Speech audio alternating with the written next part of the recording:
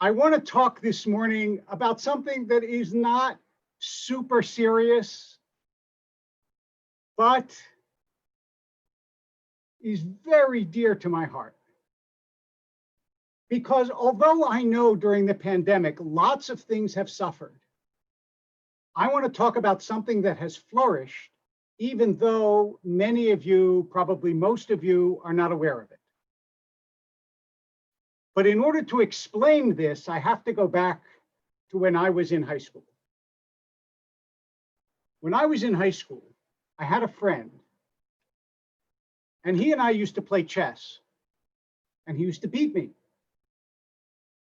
And I admit it, maybe this isn't a nice thing for a rabbi to say, but it bothered me a lot. So I wanted to learn how to beat him, so I bought a chess book. And from there, I fell into a world. I became semi-obsessed with chess, so much so that on my bedroom door as a high school student, I had a little sign that said, "Of chess it is said that life is not long enough for it, but that is the fault of life, not of chess." And that was a grandmaster named Isaiah Horowitz who said that. And as you might guess from his name, a Jewish grandmaster, Isaiah Horowitz, because in fact, and this will be part of the story, the number of outstanding chess players who are Jewish is stunning, extraordinary, maybe about half the world champions, if not more. So I began to play chess, and I played in tournaments for years. And then, of course, other things start to intervene. And though I was always interested in the game, it a little bit waned because life takes over. And so it had been many years since I played in a tournament. But I always loved the game because it is intrinsically fascinating. And also the greatest players are truly great. In the Soviet Union, when it was alive, when it existed, they used to have a farm team. And when they were little kids, they would find the best chess players and they would groom them.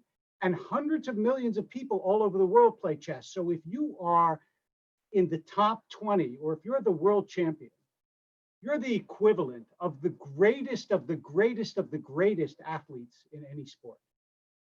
You're extraordinarily gifted. You don't look at the chessboard the way normal people do. And so for those who watch, you watch chess differently than you watch basketball. Most people don't watch basketball games to learn new moves or necessarily to become a better basketball player, but chess players watch the great ones to see if they can find out something they don't already know. And during the pandemic, it has been a boon for chess because Magnus Carlsen, who is the current world champion, has been for several years and is an extraordinary young man in his mid-20s from Norway, created online tournaments that the entire world can watch, where he invited all the best chess players in the world to play with him at quicker pace. So the games don't take hours, they take 15 minutes to a half hour, depending on the game. And so you can watch, and then you have professionals commenting on the game. And this went on for the past couple of months. And by the way, in the end, in a heart-stopping final against an American player named Hikaru Nakamura, Carlsen won in the very, very last game. So why do I bring all this up other than to share my obsession with all of you and to tell you that if you're a chess player, the pandemic has been very kind to you.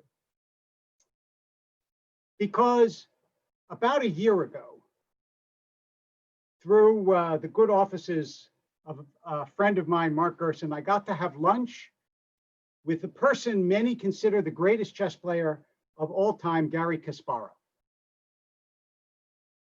And it was a tremendous thrill, not only because Kasparov was world champion for so many years, was such a fearsome player, but also because Kasparov has made another life for himself as an arch critic of Putin, as a political commentator.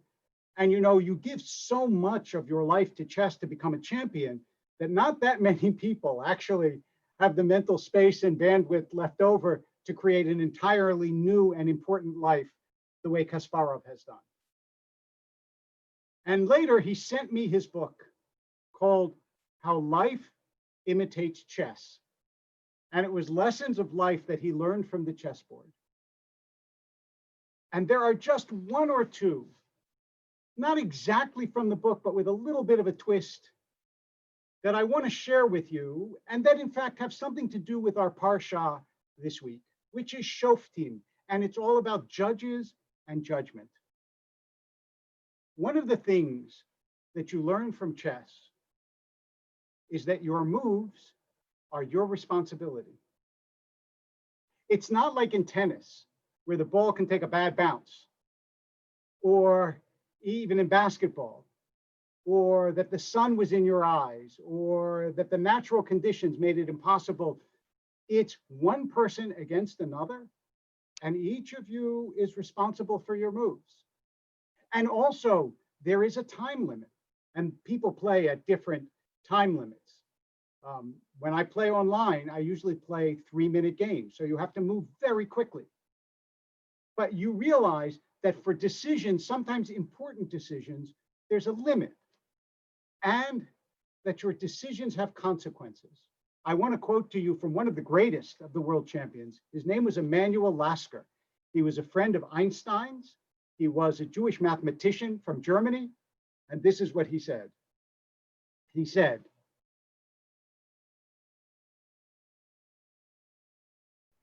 "One on the chessboard, lies and hypocrisy do not survive long.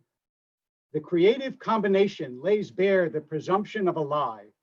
The merciless fact, culminating in checkmate, contradicts the hypocrite." In other words, just as in life, you might want to be a self-deceiver. You might want to say, I'm sure that's a good move, but you're going to be proved right or wrong. There are consequences to what you do. And you have to have judgment. And a good chess player will take in the entire board. Because if you only focus on one part of it, you can get smashed in another. If you don't pay attention to what your opponent is doing, if you only pay attention to your own plans, you're going to get surprised that your opponent was planning something too. There are real lessons to be learned from what seems like a game far removed from the world. You have to have strategy, which is a long-term goal. And then you have to have tactics, which is, how do you get there? You have to have humility, because every player loses. There's never been an undefeated chess player in history unless somebody once played one game and gave it up. But the greatest grandmasters lose games.